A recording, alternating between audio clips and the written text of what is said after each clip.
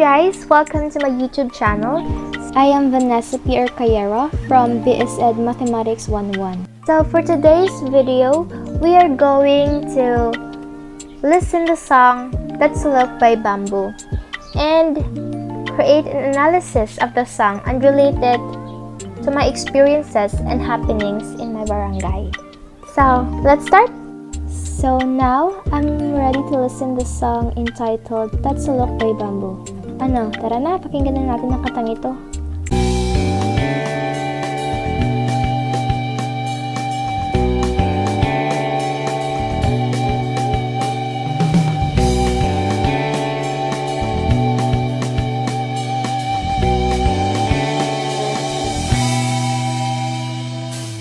Toto'y bilisan mo takbo. Ilagan mga bombang nakatutok sa ulo mo. Toto'y tumalong ka, tumapa kung kailangan, at baka tamaan pa ng mga balang ligaw.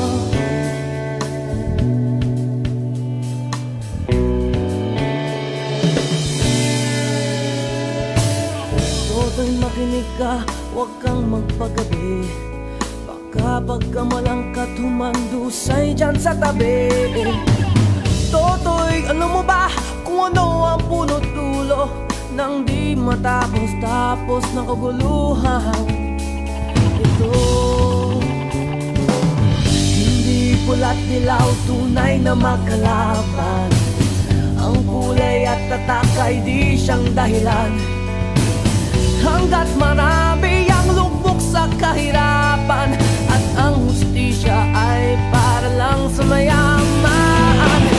Habang may tatsulok at sila ang nasa tuktok, di matatapos itong gulo.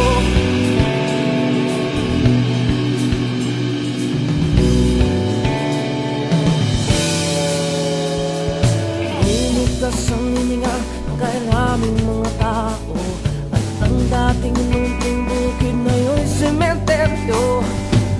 Toto'y kumilos ka, balik na rin ang tatsulok, tulad ng dugha na ilagay mo tuktok. Hindi pula't dilaw, tunay na magkalaban. Ang kulay at tatak ay di siyang dahilan. Hanggat marami ang lugmok sa kahirapan, at ang hustisya ay para lang sa mayaman. Habang may tatsulok at sila ang nasa tuktok, di matatapos itong gulo.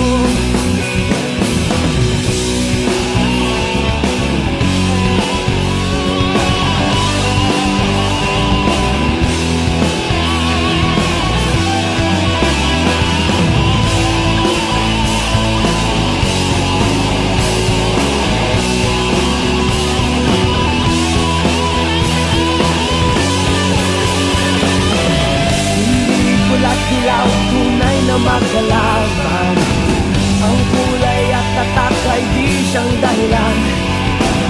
Hanggat marami ang lugmok sa kahirapan, at ang hustisya ay para lang sa mayaman. Habang may tatsulok at sila ang natutoktok, di matatapos itong gulo. Habang may tatsulok at sila ang nasa tuktok, di matatapos itong gulo. Di matatapos itong gulo.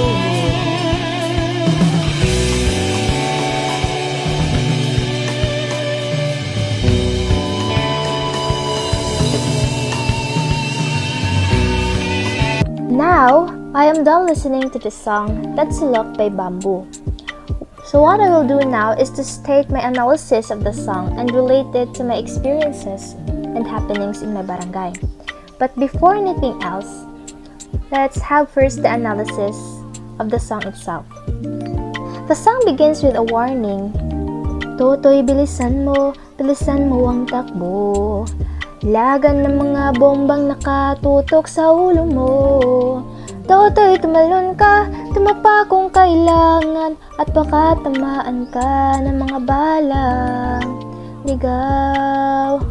So, that implies that the atmosphere in which Totoy runs is a violent one. Maybe in a battle. And in the second verse, however, the environment is made clearer. With this, Totoy, makinig ka, huwag kang magpagabi. Baka magpakamalan ka't humandusay dyan sa tabi. Totoy, alam mo ba kung ano ang punot dulo ng di matapos-tapos na kaguluhang ito? It clearly implied that this was during the time of martial law in the Philippines. Totoy was wandering around while curfews were strictly enforced, and it was not shocking to hear police and military violence on the radio. The song illustrates how Filipinos are oppressed and abused and only few people gets justice. It shows that you can be killed without warning or due procedure if you are like Totoy, which is a regular citizen without power. These precise events are still seen nowadays, especially when the Duterte generation or Duterte's administration began. The strong people harass the weak and have little fight with the suppressors. In the third verse, hindi pala't kila tunay na magkalaban, ang kulay at tatak ay di siyang dahilan. Hanggat marami ang lugmok sa kahirapan, at ang justisya ay para lang sa mayaman.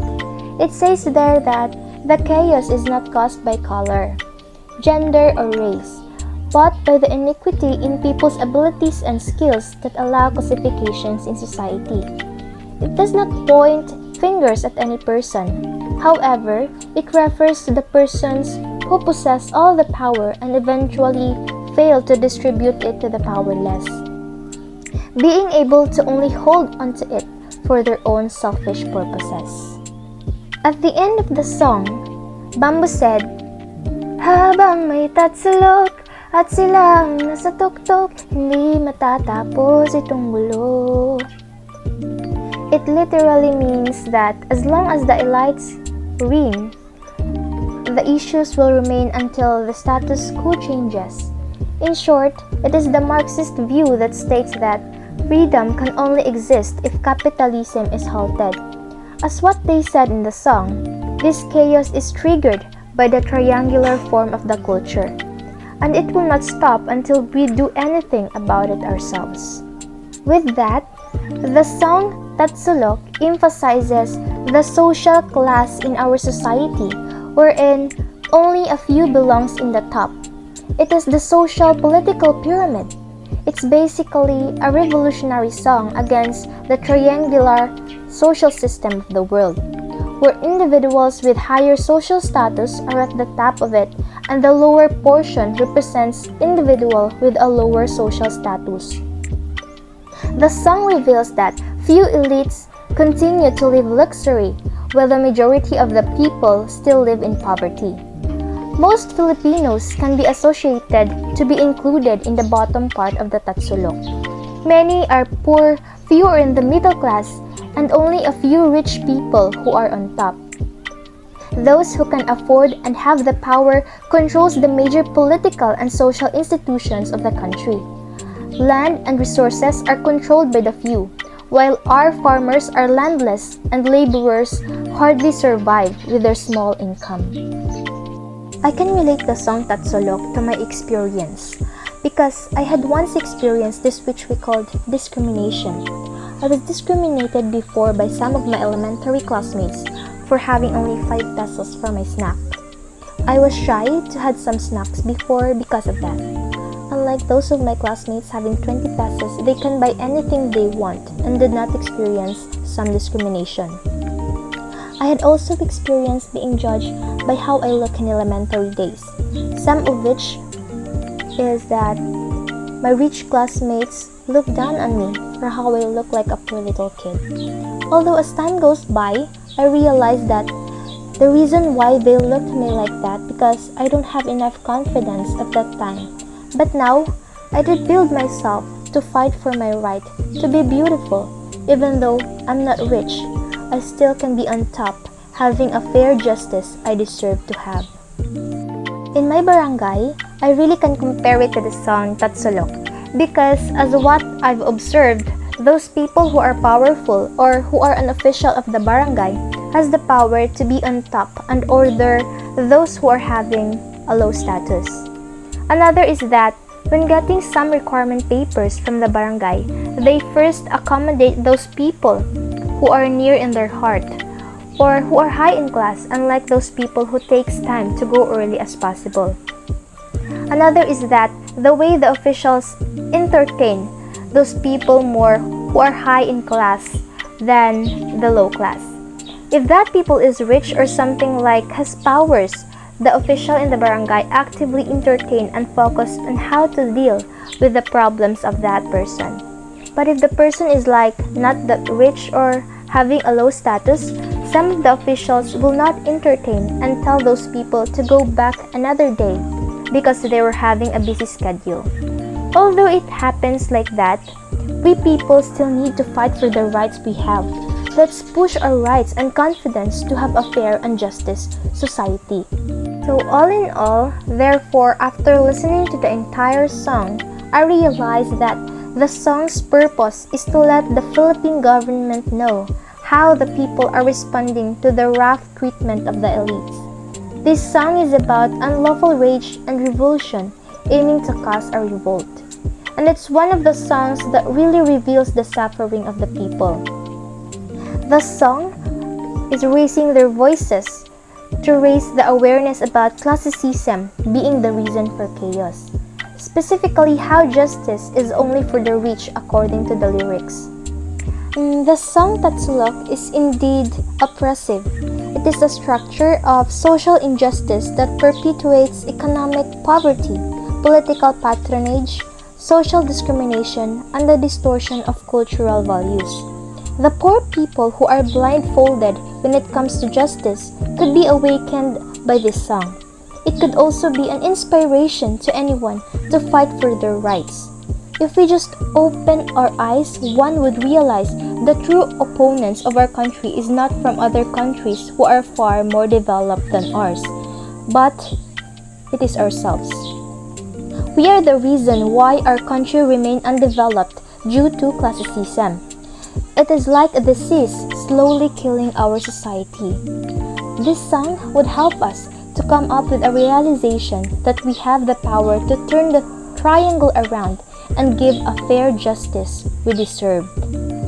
In this song, they are motivating the masses not to be complacent on their place in the society and complain why they are always oppressed by the much more powerful class. In this society we are living right now, the weak shall be perished by the strong. It is true, but it is in ourselves if we will continue living in this type of society. So, ayun. Huwag tayong papaapi sa mga mayayaman. Kahit tayo hindi mayaman, we can fight for our rights. We have our freedom. We have our rights to fight for what we deserve to have. So, laban lang tayo mga Pilipino. Kaya natin to. At kakayanin natin. So, that's it for today's video. So, thank you for watching.